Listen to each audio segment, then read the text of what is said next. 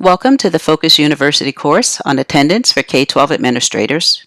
This is Lesson 10, Attendance Verification Sheets. To prepare for state reporting, teachers may need to verify that the attendance they have entered is accurate.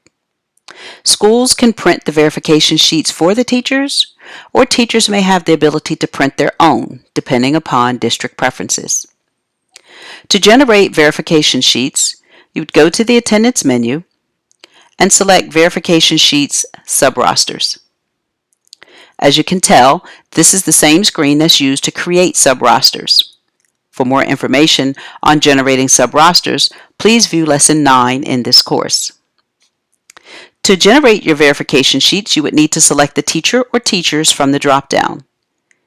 You could select Check All Visible to select all teachers in the school, and then you may need to individually deselect those teachers who may not have classes that are scheduled to take attendance. You can check all visible or clear selected.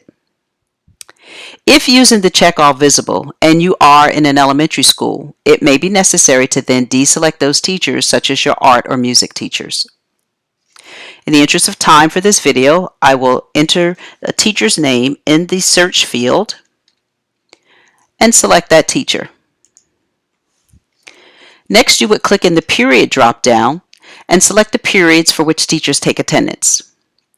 Schools that only take attendance once per day would only select that applicable period. For combo schools, particularly elementary and secondary, where the elementary only takes attendance once and the middle school or high school sections take attendance multiple periods, it may be necessary to repeat the verification sheet process to separately print sheets for those elementary teachers. I will check all visible and then deselect the periods that middle school does not use for attendance.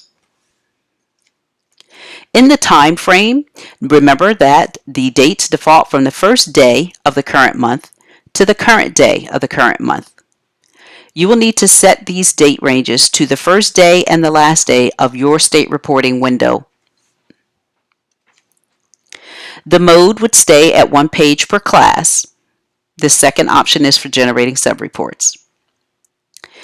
In the extra, you would check the box to enter page breaks between each section if you don't want sections to print split between 2 pages if there are a lot of students in a class.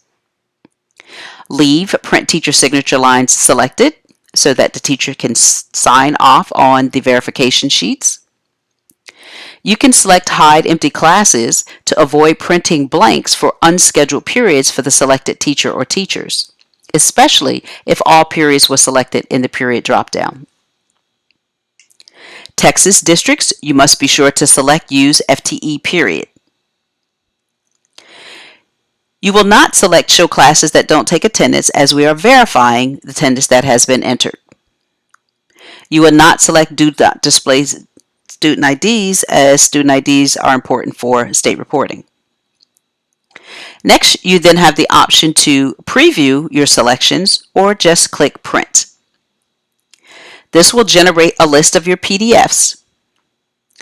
As you scroll through and look at your forms, you can note that some may display question marks. If you see a question mark on an attendance verification sheet for any period or day, that means that the teacher did not take attendance for that period or for that student, and that student will be presumed present. If you look at some of your sheets and you see any dashes, such as here, this would indicate that the specific student was not enrolled in that section on the defined dates of your report. After you print your report, you can then select to return to Focus, and if necessary, repeat the process for additional teachers. This concludes Lesson 10 on generating attendance verification sheets.